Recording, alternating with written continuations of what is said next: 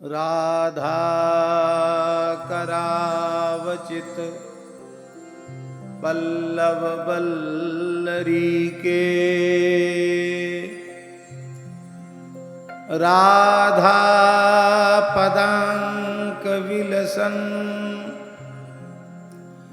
मधुर स्थली के। राधा यशो मुखर मत खगावली के। राधा विहार विपिने रमताम मनो में।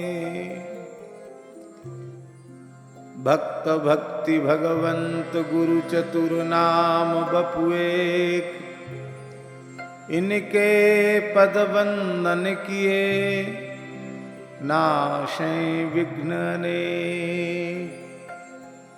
जय जय राधा वल्लभ श्री हरिवंश। जय जय राधा वल्लभ श्री हरिवंश।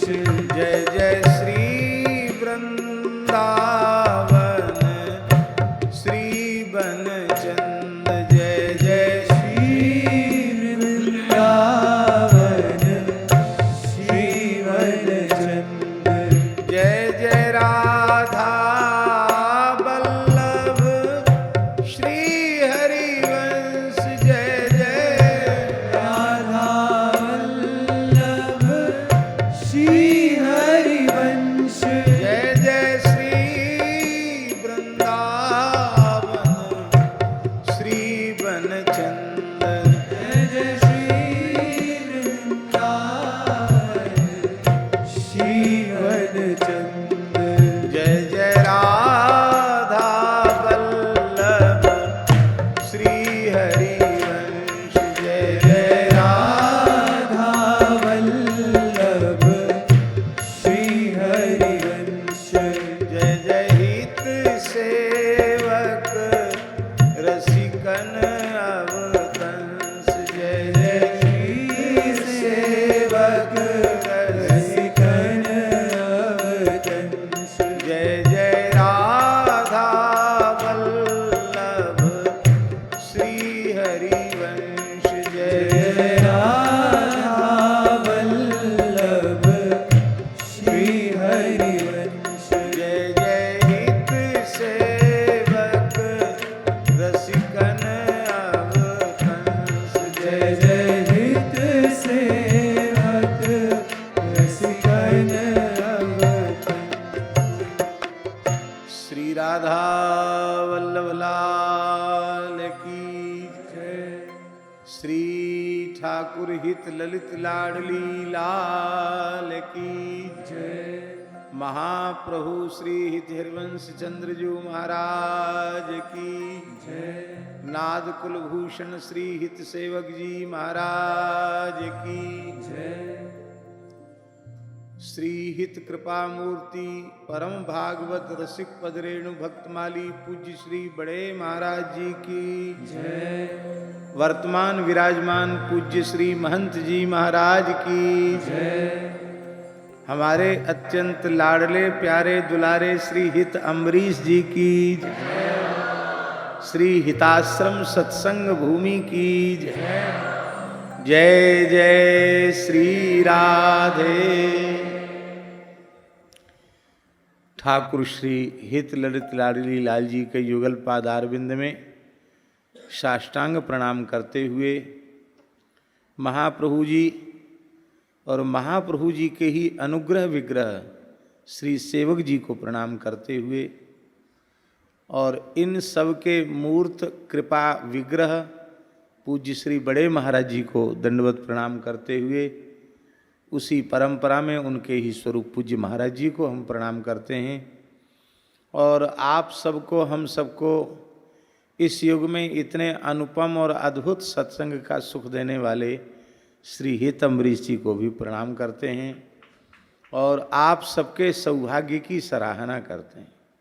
वर्तमान समय में सबसे अधिक दुर्लभ सत्संग है। और गोस्वामी तुलसीदास जी महाराज इस बात को जानते थे कि कराल कलिकाल आने पर सत्संग दुर्लभ हो जाएगा। सत्संग के नाम पर कुछ ही परोसा जाने लगेगा और उन संस्थाओं का, उन लोगों का नाम लेने की आवश्यकता नहीं है जहाँ बहुत बड़ी संख्या में सत्संग के नाम पर ही लोग इकट्ठे होते हैं। और वहाँ जाने के बाद श्री राम कृष्ण नारायण में श्रद्धा नहीं रह जाती, सनातन धर्म में श्रद्धा नहीं रह जाती, वर्णाश्रम व्यवस्था में श्रद्धा नहीं रह जाती, आचार्य परंपरा संत परंपरा में श्रद्धा नहीं रह जाती, तुलसी पीपल गंगा यमुना गौ ब्राह्मण संत इनमें श्रद्धा नहीं रह जाती। और नाम होता है उनका सत्संग, जो कुसंग से भी बुरा है। इसलिए गोस्वामी जी ने स्पष्ट कर दिया, बिनु सत्संग न हरि कथा, तेहि बिन मोह न भाग, मोह गए बिन सपन्यु, मोह गए बिन राम पद, होय न दृढ़ अनुराग। एकदम स्पष्ट कर दिया, बिनु सत्संग न हरि कथा। हरि कथा के बिना सत्संग सत्संग नहीं है, और हरि कथा हरिजन की कथा के बिना संभव ही नहीं है, और हरिजन की कथा हरि कथा के बिना संभव नहीं है। दुनिया के बड़े से बड़े वक्ता को कह दिया जाए कि आप विशुद्ध भगवान का चरित्र कहो, उसमें किसी भक्त का नाम नहीं आना चाहिए, तो भगवान के बारे में वह एक वाक्य भी नहीं कह सकेगा। भक्त चरित्र कहो पर ठाकुर जी की कहीं चर्चा नहीं आनी चाहिए, तो उसको मौन ही रह जाना पड़ेगा। श्री ठाकुर जी श्री जी के प्रतिपल प्रतिक्षण उपस्थिति के बिना वह भक्त ही नहीं हो सकता है। पूज्य श्री बड़े महाराज जी ने इस स्थान का नामकरण श्री हिताश्रम सत्संग भूमि ये किया, और यह प्रयोजन ही था कि निष्ठापूर्वक धाम का आश्रय लेने वाले जीवों को यहाँ नित्य सत्संग मिले। तो हमको तो इसलिए बहुत प्रसन्नता हो रही है आज के इस अत्यंत सत्संग के लिए उपयुक्त वातावरण का स्वरूप दर्शन करके कि पूज्य बड़े महाराज जी का भाव आज पूर्ण हो गया। हिताश्रम सत्संग भूमि, यह नाम आज सार्थक हो गया। हमारे हित अमरीश जी निरंतर उसी मर्यादा के अनुरूप सत्संग कर रहे हैं।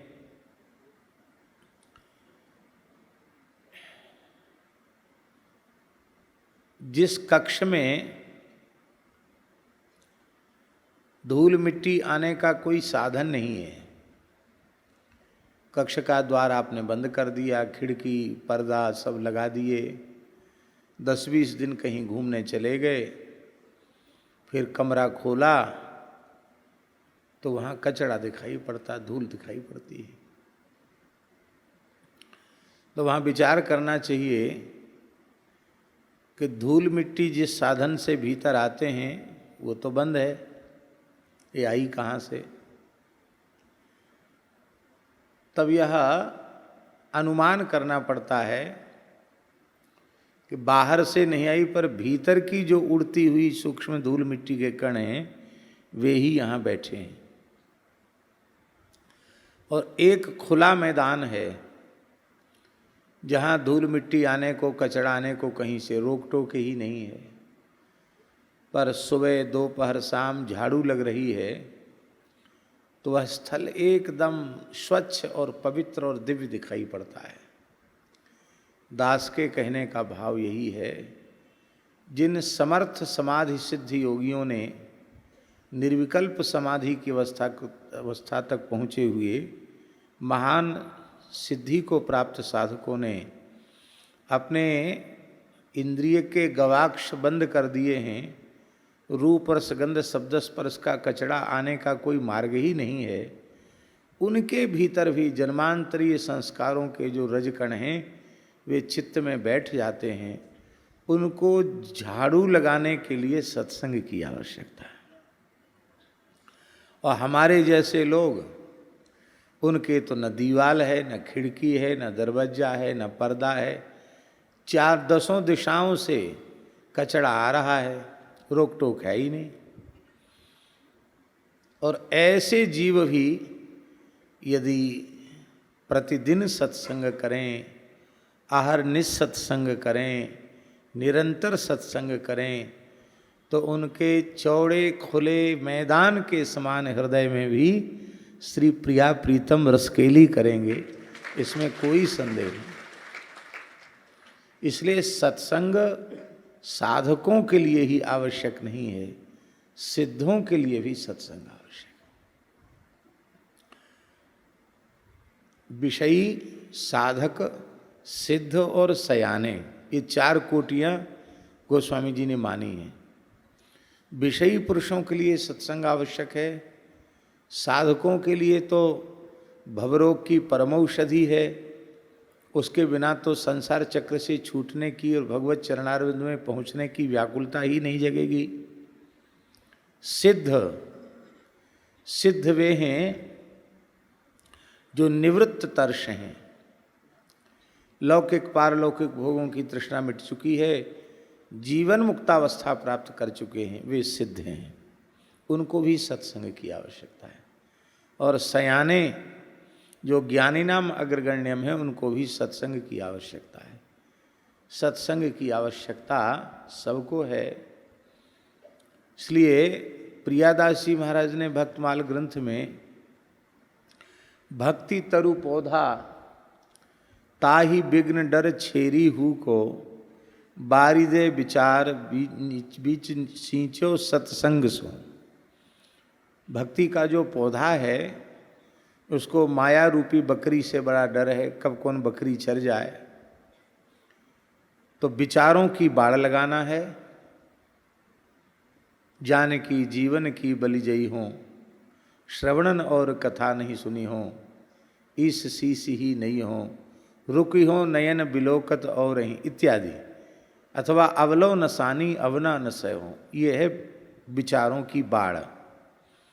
और केवल विचारों की बाढ़ लगाने से भी काम नहीं बनेगा, सींचो सत्संग सो, उस पौधे को सत्संग से सींचना पड़ेगा। और सींचना भी नित्य ही पड़ेगा, नित्य सींचना पड़ेगा।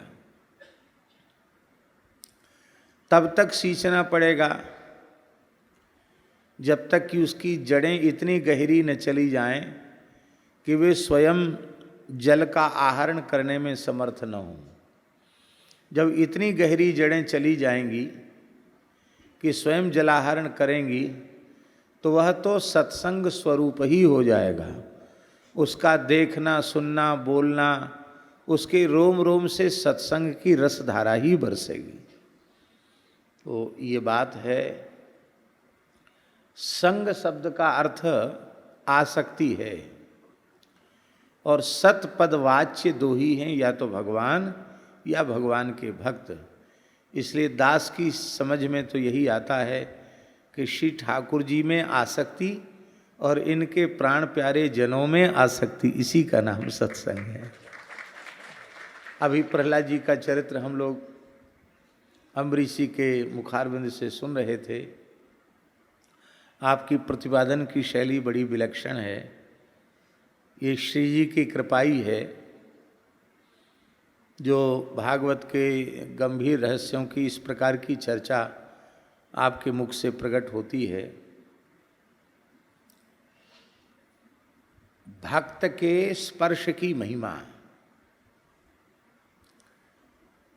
हिरण्यकशिपु जैसे अत्यंत अशुचि जीव, अत्यंत घोर आसुरी प्रवृत्ति के जीव में भी कितना बड़ा परिवर्तन आया। पहली बार प्रहलाद जी प्रणाम करके गोद में बैठे तो भागवत में लिखा है कि उसके नेत्रों से अश्रुपात होने लग गया। अब ये हमारे जैसे कठोर हृदय के लोग तो दूसरों को भले ही रुला दें, खुद तो रोते ही नहीं। और इस दुष्ट के हृदय में अष्ट सात्विक भावों में से अश्रुकंप पुलक आदि भाव इसके भीतर जागृत हो गए। प्रहलाद जी का दोष नहीं है। प्रहलाद जी से यदि वह पूछता कि तुम्हारे शिक्षक संडामर्क ने तुमको क्या पढ़ाया, प्रहलाद जी वही बताते। लेकिन प्रहलाद जी के स्पर्श की महिमा है कि उसकी बुद्धि शुद्ध हो गई, उसके हृदय में प्रेम प्रकट हो गया और उस बुरे से बुरे असुर ने अच्छी से अच्छी बात पूछी। उसने कहा कि मन्यते साधु यद भवान, आप जिसको बहुत उत्तम समझते हैं वो बताइए। अधम व्यक्ति उत्तम प्रश्न कैसे करेगा? महाराज जी, प्रश्न से जिज्ञासा करने वाले का व्यक्तित्व उसकी जिज्ञासा से समझ में आता है। प्रश्नकर्ता क्या पूछ रहा है उसकी स्थिति का पता चलता है। इतना बढ़िया प्रश्न करने की उसकी सामर्थ्य ही नहीं। वो कहता है यद अशिक्षित गुरो भगवान, आप क्या है उत्तम बात क्या है? तो प्रहलाद जी बोले उत्तम बात यही है कि ये संसार विषयांधकूप है, अंधेरा कुआं है, इससे निकल के जंगल में चला जाए, बनंगतः वन में चला जाए। क्या करे वहाँ? बोले हरिमाश्रयत बनम गतः। बनम गतः का अर्थ टीका में नहीं लिखा कि बन माने बन, पर दास का भाव है कि प्रहलाद जी जैसे संत बन की प्रेरणा देंगे तो जो बन रुचे तो बसो श्री वृंदावन। मानो वो कह रहे हैं तू वृंदावन चले हो जा। बनम गतः, वन में चले हो जा। वन में जाए कि कहा कर? बोले हरिम आश्रय, तो वन में जाकर श्री वृंदावन बिहारी का, राधा वल्लभ लाल का आश्रय ले ले। जो चित्त वित्त के चोर हैं, ऐसे जो हरि हैं, हरि राय हैं, इनका आश्रय ले ले। दूसरी बार फिर प्रहलाद जी गए तो उसने सोचा कि हमने पहले पूछा था कि सबसे उत्तम बात बताओ, तो इसने ये बता दिया। अब यद अशिक्षित गुरोह भगवान, आपके गुरुजी ने जो बात बताई सो बताओ। तो प्रहलाद जी विचार में पड़ गए कि गुरु पद का अर्थ वो षंडामर्क में घटित नहीं होता। गुरु पद का अर्थ तो केवल और केवल नारद जी में घटित होता है। गुरु नारद सो मिले अकिंचन पर उपकारी। तो गुरुदेव श्री नारद जी के चरणों का स्मरण करके उन बनम गतः, वन में जाके क्या करे? वृंदावन में जाके क्या करे? बोले श्रवणम कीर्तनम विष्णो स्मरणम पाद सेवनम अर्चनम बंधनम दास्यम सख्यमात्म निवेदनम इति पुंसार्पिता विष्णु भक्तिश्चेन नवलक्षणा क्रियते भगवत्यद्धा तन्मन्ये धीतमुत्तमम्। तो प्रहलाद जी के उपदेश में क्रम है और आप ध्यान देंगे तो आगे यही क्रम बढ़ता ही चला जा रहा है। आगे उसने पूछा कि तेरी बुद्धि ऐसी कैसे हो गई? तो प्रहलाद जी बोले मतिर्न कृष्णे परतः स्वतो वा मिथो भी पद्येत गृहव्रतानाम अदांत गोभिर्विषताम तमिश्रम पुनः पुनश्चर्वित चर्वणानाम। बोले श्री कृष्ण में बुद्धि न तो अपने आप लगती है, न किसी के द्वारा प्रेरित किए जाने से लगती। अपने आप लगती होती तो धाम में आने की, सत्संग में आने की आवश्यकता क्या थी? गीता भागवत रामायण आदि के स्वाध्याय की आवश्यकता क्या थी? और लगाए जाने से लगती होती तो जिन्होंने लगाने का ठेका ले रखा है पहले उनकी तो लगे बुद्धि। गाते हैं महाराज जी, हमारे जैसे लोग गाते हैं भगवान के गुण, भक्तों के गुण, बुद्धि लगी रहती है। मान बड़ाई, पद प्रतिष्ठा, रुपया पैसा, ईंटा पत्थर, इसमें बुद्धि लगी रहती है।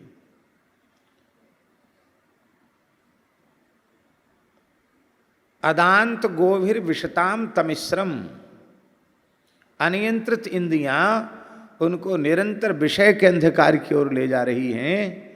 और चबे हुए को चबा रहे हैं, उगले हुए को खा रहे हैं। उनकी बुद्धि कहाँ लगने वाली कृष्ण में।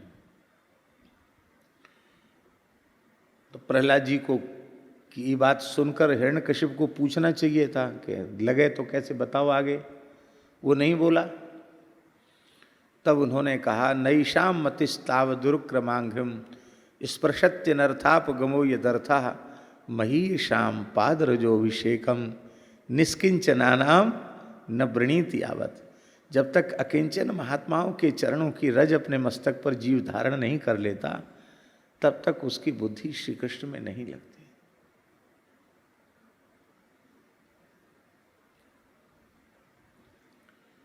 मर्यादा की दृष्टि से हम नाम नहीं लेंगे। पंडित जी का उत्सव हो रहा था ज्ञानगुदरी में। पंडित श्री जगन्नाथ प्रसाद भक्तमाली जी का प्रिया प्रीतम मिलन महोत्सव हर साल होता है। पूज्य गुरुदेव भक्तमाली जी वहाँ पधारे। महाराज जी की रहनी वेशभूषा बहुत अति सामान्य था। देख के पता ही नहीं चलता था कि ये महात्मा भी हैं। एकदम सरल, सदा रहें अपन पो दुराए, सब विधि कुशल कुवेश बनाए, ऐसे थे महाराज, अवधूत की तरह। तो बक्सर वाले मामा जी ने महाराज जी को साष्टांग प्रणाम किया। जितने संत थे सबने प्रणाम किया और महाराज जी सत्संग के बाद चले गए। उसके बाद लीला शुरू होनी थी। तो एक साधक माता जी हैं, बहुत अच्छी अवस्था है उनकी, अब तो अति वृद्ध हैं। उनको मामा जी ने नाम लेकर कहा, करी ये तुमसे कितना बड़ा अपराध हो गया, तो महाराज जी को प्रणाम नहीं किया। कौन महाराज जी? ये बूढ़े से जो तो वो है, ये नाम नहीं जानती उनका। महाराज जी का नाम लिया। भक्तमाल की जिन्होंने टीका व्याख्या की, 4 खंड दिए, वो यही है वो भक्तमाली जी। हाँ यही है। मैं तो नाम तो सुनती थी लेकिन स्वरूप से तो मैं पहचान नहीं पाई। अब क्या करूं, भावुक हो गई। तो मामा जी मुस्कुराए, बोले, देख जी भावुक मत हो। महाराज जी यहाँ खड़े थे ना, इस रज को धारण कर लो।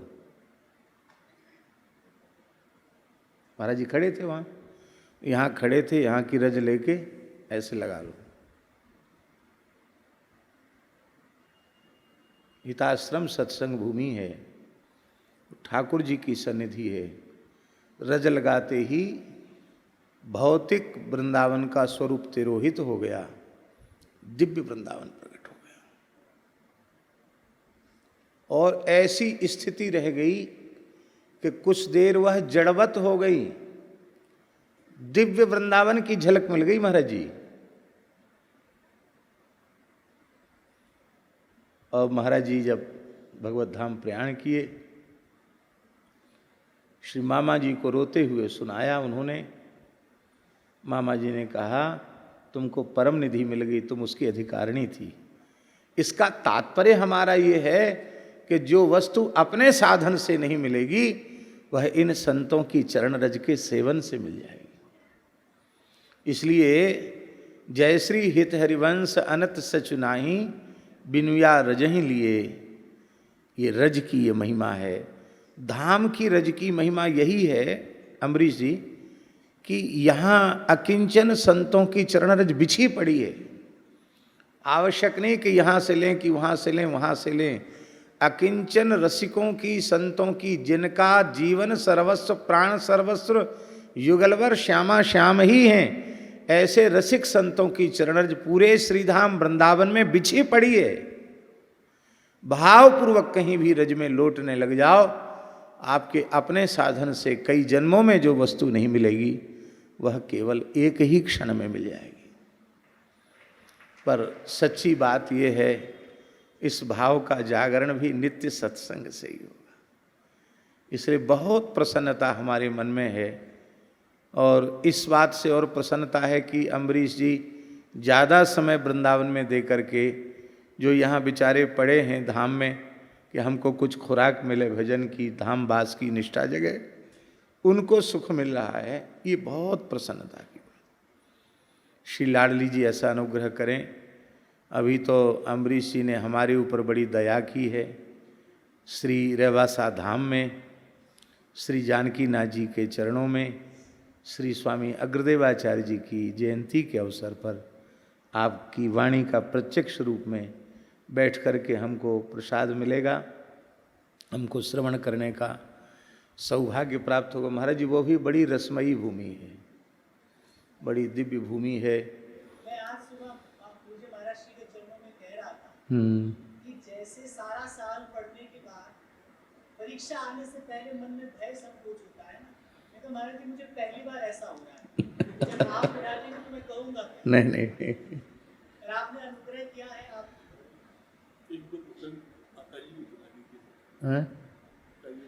हाँ, आप कल कह रहे थे, बोले हमको इतना अद्भुत आनंद हुआ। और महाराज जी ये भी बड़ी अद्भुत बात है कि गत वर्ष आज के ही दिन आपका श्रीचरण महाकुंज में पधारे थे जी, आज आपका यहाँ पर दर्शन जी। एक प्रसंग कोई महाराज की इच्छा है माता जी का आप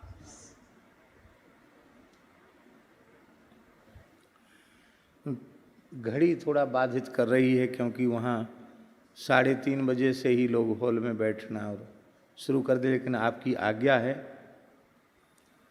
तो सुना देते हैं। जो कल सुनाए हैं उनसे अलग, कल जो सुनाए उनसे अलग सुनाते हैं। दास का विद्यार्थी जीवन था और पूज्य श्री गुरुदेव भक्तमाली जी के चरणों में सुदामा कुटी में निवास करता था और शरीर के जो पिताजी हैं उनका अध्यापक थे, तो उनका स्थानांतरण हो गया टीकमगढ़ के पास कुंडेश्वर एक जगह है, वहाँ इंटर कॉलेज है, उसमें वो पढ़ाते थे। घर में ठाकुर जी हैं, गौ माता हैं, तो घर में किसी एक व्यक्ति का तो रहना अनिवार्य है, तो अकेली माता जी ही घर पर थी और लोग सब इधर उधर थे। बहनें पढ़ने के लिए पिताजी के साथ थी, भाई भी बाहर पढ़ने के क्रम में थे, मने गांव में नहीं थे, अकेली माता जी थी। तो ठाकुर जी की, संतों की सेवा का निष्ठापूर्वक जो निर्वहन उन्होंने अपने जीवन पर्यंत किया, वैसा उदाहरण इस समय खोज पाना तो बहुत कठिन। 11 से 12 बजे रात को उठ विश्राम में जाना और 3 बजे आसन त्याग देना और 4 बजे तालाब में स्नान करके शंकर जी को जल चढ़ा के आना, फिर गाय के गोबर से लीपना, फिर गो सेवा में लगना, फिर पुनः स्नान करके फिर भगवत सेवा में लगना। और ऐसे ही कुछ ब्राह्मणियाँ माताएं 10-20 आ जाती, उनके बीच में बैठ करके थोड़ी देर कीर्तन और ये नित्य सत्संग। कभी डोंगरी जी की भागवत है, तो कभी गीता प्रेस का सुख सुधा सागर है, तो कभी संक्षिप्त पद्म पुराण है, तो कभी कोई पुराण का अंक है, अथवा श्री भक्तमाल जी में भक्त चरित्र है। तो माता जी बाँच करके सुना, ऐसे कोई व्याख्या नहीं, जैसे बाँच के सुनाना पढ़ के, और बस माताएं बैठ के थोड़ी देर कीर्तन कर लेना ढोलक बजा के और बस। तो महाराज जी पुरुषोत्तम मास चल रहा था और अकेले इतना श्रम करने से शरीर में रुग्णता आई और शीत बैठ गया और बहुत जोर का बुखार उनको हो गया। इतनी जोर का ज्वर हो गया कि वे शाम का अपना नियम भगवान को आरती शयन कराने के बाद फिर उठ भी न सकी, अपने घर के द्वार भी बंद न कर सकी, पड़ गई एकदम। और उनको लगा कि लगता है कि अब शरीर बचेगा नहीं, मृत्यु हो जाएगी। तो अकेली हैं पूरे घर में, तो सहसा उनको ये स्मरण हुआ कि देखो, हमने तो अपने मन में सोच रखा था बचपन से ही कि हमको श्रीधाम वृंदावन की रज मिलेगी, लेकिन न तो वृंदावन की रज मिली और लौकिक दृष्टि से देखें तो पति पुत्र कोई भी मेरे निकट उपस्थित नहीं है। सास ससुर हैं वो पुराने घर में हैं, अलग घर में हैं, मेरे निकट कोई उपस्थित नहीं है। तो आर्त भाव से श्री राधा रानी को पुकारा और कहा कि अब तो आपके नाम का ही सहारा है, प्राण जाएं तो जाएं। तो जैसे ही आर्त भाव से महाराज जी श्री जी को पुकारा, कोई स्वप्न नहीं, कोई ध्यान नहीं, कोई तंद्रा निद्रा की अवस्था नहीं, साक्षात श्री किशोरी जी प्रकट हो गए। बुंदेली में उस घर को मड़ा कहते हैं, अंतर्ग्रह संस्कृत में बोलते हैं। पुराने घर होते थे ना, एक उस मड़ा में जहाँ ठाकुर जी, वहीं माता जी निवास करती थी। तो श्री किशोरी जी प्रकट हो गई। 9-10 वर्ष की अवस्था है बस, इससे ज़्यादा अवस्था नहीं है। और बिजली बहुत कम आती थी गाँव में, अब तो बिजली गाँव में भी अच्छी आने लगी। तो बिजली थी नहीं, अंधेरा था, तो पूरा कक्ष दिव्य प्रकाश से भर गया। और आकर के उन्होंने, माता जी देख रही है, लेटी हैं, आके कहा कि माता जी का नाम ब्रजलता है। तो कहा, ब्रजलता हम तो तुम्हारे पास ही रहती हैं, तो तुम इतना दुखी क्यों हो रही हो कि मेरे पास कोई नहीं? मैं हूं ना तुम्हारे पास, ठीक हो जाओगी, चिंता मत करो। ऐसे कह के सिर पे हाथ पधराया। पधराते ही जैसे जैसे स्विच दबाने से तत्काल बल्ब जल जाता, ऐसे ही रुग्णता समाप्त हो गई और स्वस्थ हो गई। बाद में बहुत, हाँ क्या चाहती हो, माता जी से पूछा, क्यों रो रही हो, क्या चाहती हो? तो बोली, हमें तो केवल वृंदावन की रज चाहिए और कुछ नहीं चाहिए।